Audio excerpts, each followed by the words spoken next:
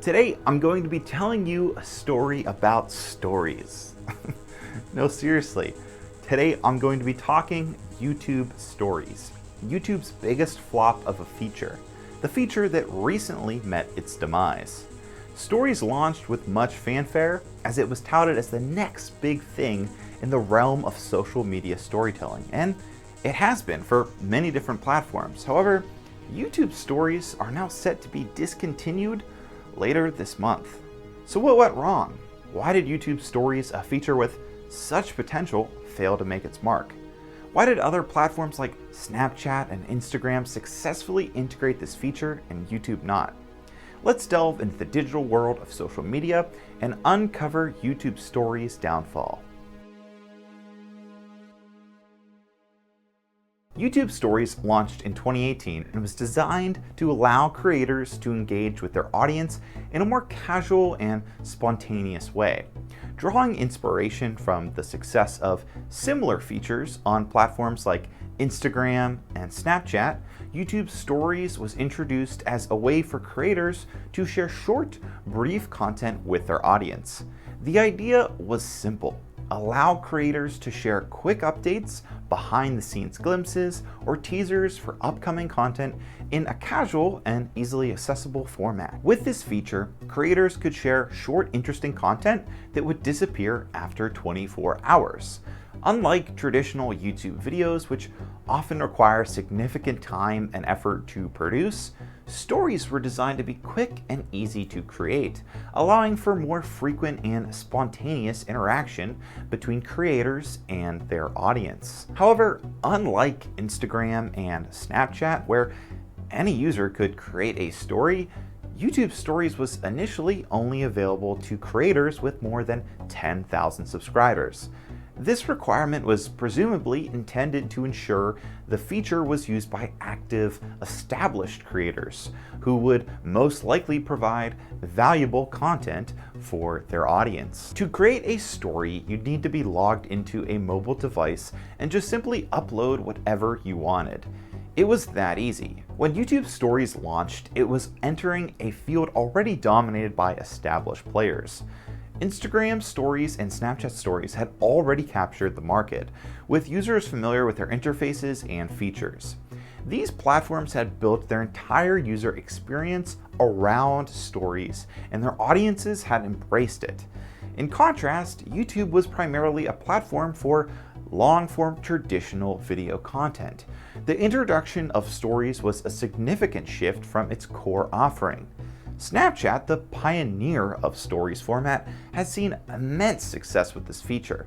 The platform designed around this style of content resonated with users who were drawn to the spontaneity and authenticity that Snapchat Stories offered. The fleeting nature of the content disappearing after 24 hours created a sense of urgency that kept and keeps users engaged. Snapchat's user base, primarily consisting of younger demographics, embraced this new form of storytelling. The platform's design and functionality, from its user interface to its array of filters and effects, were all geared towards making the creation of stories a fun, engaging, and integral part of the Snapchat experience. Moreover, Snapchat Stories are well integrated into the overall user experience. They were prominently displayed and easy to access, encouraging users to view and interact with them regularly. This seamless integration was key to the feature's success. I think what's most important to look at, though, is how Instagram integrated the feature. Instagram, much like YouTube, had to integrate the Stories feature into an existing platform that was not originally designed around this type of content. However, unlike YouTube, Instagram managed to do this successfully. When Instagram introduced Stories in 2016, it was a bold move. The platform was already popular for its photo sharing capabilities, and the introduction of a feature so similar to Snapchat's was looked at as very risky. However, Instagram's implementation of Stories was strategic and well executed. Instagram understood that the success of Stories would depend on how well it was integrated into the existing user experience. So they place stories at the very top of the user interface, making them one of the first things users see when they open the app. This prominent placement encouraged users to engage with stories regularly. Moreover, Instagram made the creation of stories an easy and seamless process. Users could quickly snap a photo or video, add filters or stickers, and post it to their story within seconds. This ease of use encouraged both casual users and influencers to adopt the feature, further driving its popularity. So why did YouTube Stories fail? Well, YouTube Stories seem to be a square peg trying to fit into a round hole. YouTube, known for its long-form, traditional-style content, tried to incorporate a feature that was fundamentally different from its core offering. The casual nature of stories, which works so well on Snapchat, does not align with the expectations of YouTube's user base. Not to mention, YouTube Stories were not as well integrated into the overall user experience as they were on Snapchat and Instagram. They were not as prominently featured, making them much less likely to be seen and interacted with by its users.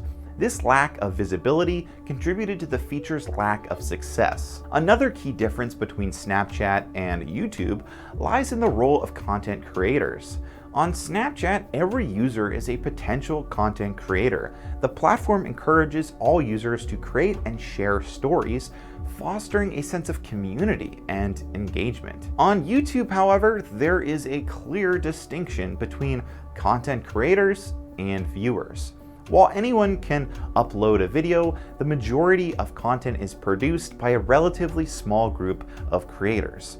Put simply, not that many content creators were using this feature, and clearly that has something to do with YouTube Stories' demise. One of the significant factors that likely contributed to the lack of success of YouTube Stories was the high barrier of entry for content creators. This high threshold could have significantly limited the adoption of the feature. By restricting access to a small subset of creators, YouTube may have inadvertently stifled the organic growth and widespread adoption that Stories saw on other platforms. On platforms like Snapchat and Instagram, the democratization of Stories was a key factor in their success. Any user could become a storyteller, sharing snippets of their day-to-day life. This fostered a sense of community and engagement as users could see and interact with stories from both their friends and the influencers that they follow. In contrast, the 10,000 subscriber requirement for YouTube Stories made the feature feel exclusive and out of reach for many users. Smaller creators who might have been interested in using the feature were unable to do so, and their subscribers were left without that additional content that they could have provided. Furthermore, this requirement could have also discouraged larger creators from using the feature. If a significant portion of their audience couldn't create stories, larger creators might have felt that encouraging this feature wouldn't really provide enough value or interaction with their audience. If this feature was available to all users no matter the size of the channel, plus had a desktop option to post, I actually think the feature would have been used a lot more and I probably would have never had to make this video. Well, yes, YouTube users typically come to the platform for comprehensive, in-depth content. Short-form content clearly works for many audiences. Look at YouTube Shorts in the Community tab. And YouTube does cite this in their formal letter talking about YouTube Stories. YouTube states, while stories are going away, we've seen that both community posts and YouTube Shorts are great alternatives that can deliver valuable audience connections and conversations. And personally, I agree. Those are great alternatives, but all of this does make me wonder, if YouTube rolled out this feature how Instagram did, would the feature still have failed? While YouTube Stories seemed like a promising feature, it was likely a combination of stiff competition, misaligned user expectations, integration issues, and lack of creator adoption that led to its downfall.